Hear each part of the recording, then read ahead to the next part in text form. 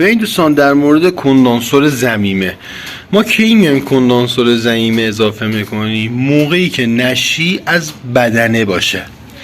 شما فرض بگیرید این بدنه شماست، اینجا رو 60 سانت حساب کنید، بالا رو هم 60 سانت حساب کنید، میشه 120.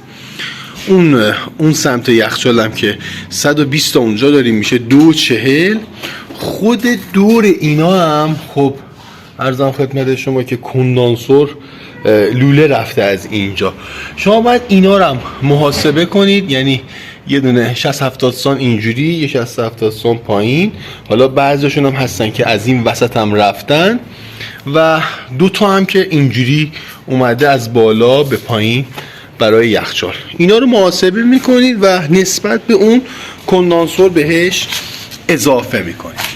و لوله هایی که رفتن به منان اینجا نگاه کنید، این لوله هایی هستش که بورش خورده، رفته بود داخل بدنه، اینا بورش خورده و ما یه کندانسور بهش اضافه کردیم. کندانسور ضمیمه ببینید این لوله رفت ما هستش، میاد میره تو کندانسور ضمیمه. ببینید اینی که مستقیم میره به سمت بالا میشه ورودی ما، میره میچرخه میاد و نگاه کنید از اینجا دوباره گرد شده رفته رو کندانسور اصلی خودش. یعنی اینی که مستقیم به سمت بالا رفته ورودی ما میشه، ورودی کندانسور ما میشه و بعد اینجا میچرخه و میاد تو درایر ما. از درایرمون هم که میره تو لوله موییمون. این یه نکته در نظر داشته باشید در مورد لوله مویا، باید حواستون باشه. ببینید کلا 20 تا 25 سانت لوله مویی بیرون میمونه. این یک. دو، این که لوله موییتون حتما باید به لوله برگشتتون بتابونینش و خود لوله مویی هم ببینید یا از لوله درایر ردش کنید، داخلش وارنیش بزنید، از داخل وارنیش بزنید و از لوله درون کنید، یا حالا یه دونه سوراخ داخل بدنتون بزنید، روشو داکت بزنید و اینکه وکیومش کنید که مشکل پیدا نکنه خود لوله مویتون و بزنید داخل و روش رو با چسب میلفاکس بچسبونید.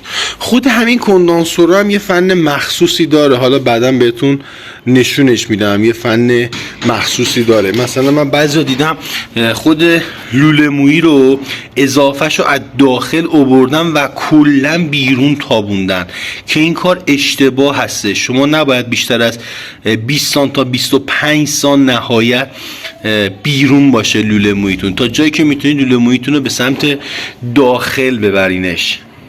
ببینید و لوله مویی رو میارید، اضافهش رو میارید داخل اواپراتورتون. حالا با این عرضم خدمت شما که گازهای 1 کیلویی که هستش میتونید دور اونا بچرخونید، راحت گرد میشه و بزنید داخل اواپراتورتون. یه حدود 10 سانت 15 سانت هم غیر میتونید تهیه کنید و اینکه بزنید رو اول لوله موییتون که اون صدای پاششه رو بگیره.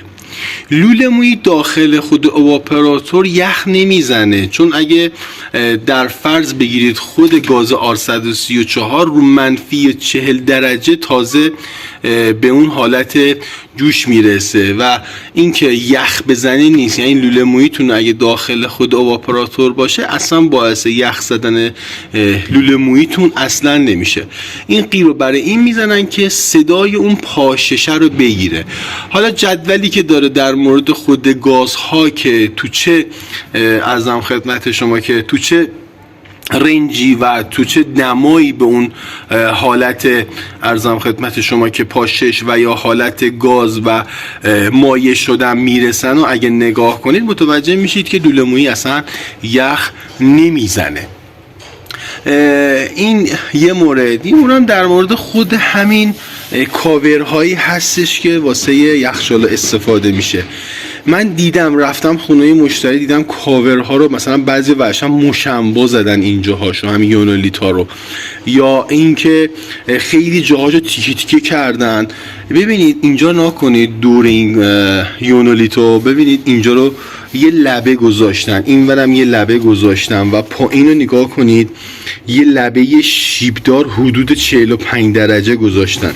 اینو چرا اینجوری قرار دادن؟ به خاطر اینکه بچسبه به اینجا و آب فقط بره داخل درایر. با شیبی که شما به یخچال میدید آب اینجا میخوره و میره داخل خود و اینکه سعی کنید که حتما یونولیتتون زرورق چسبی فویلی بزنید که خود یونولیت باد نکنه.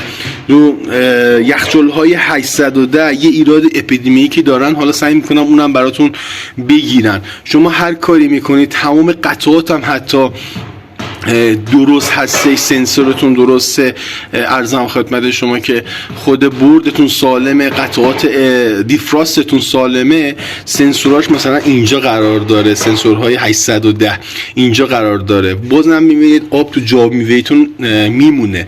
بیایید چیکار کنید؟ خود همین یونولیت رو یه مقدار لاغرش کنید. یونولیت داره تو یخچال‌های 810، یه شیب اینجا بدید، یه دونه ورق گالوانیزه بذارید اینجا، حالا یه ورق پیدا کنید بذارید اینجا به صورت 45 درجه و روش رو زرورق کاملا بزنینش، بذارینش میفته این لبه و باعث میشه دیگه آب نیاد پایین.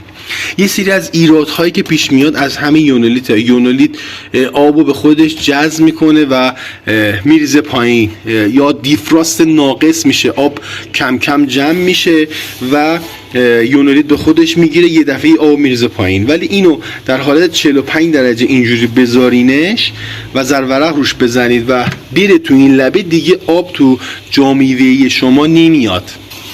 یه نکته هم که هست در مورد این پروانه ها، من رفتم خونه مشتری دیدم این فن پروانه رو اشتباه زدن، یعنی عوض این که هوا از اینجا کشش پیدا کنه بیاد بالا و از بالا بده بیرون، هوا رو میداد به داخل. چرا؟ چون جهت خود پروانه‌ای که شکسته بود و تهیه کرده بود برعکس بود. اینو خیلی حواستون باشه. یا برای کندانسورا من دیدم که پروانه‌ای که انداختن ارزم خدمت شما که اشتباه بوده. ببین برای اینکه بخواید فن اضافه کنید به موتورتون، یه سری از یخچال ها ندارن، کاری نداره، میتونید از این فن های فلزی 220 تهیه کنید. اینا پایه‌دار هستن، با 2 تا سیم میاد ازش. این 2 تا سیمی که میاد وصل میکنید به رانینگ و ارزم خدمت شما کامتون، یعنی 2 تا سیمی که رفته به موتور، وقتی موتور روشن میشه این فن هم روشن میشه و باعث میشه که کمپرسورتون هم یه مقدار خنک بشه.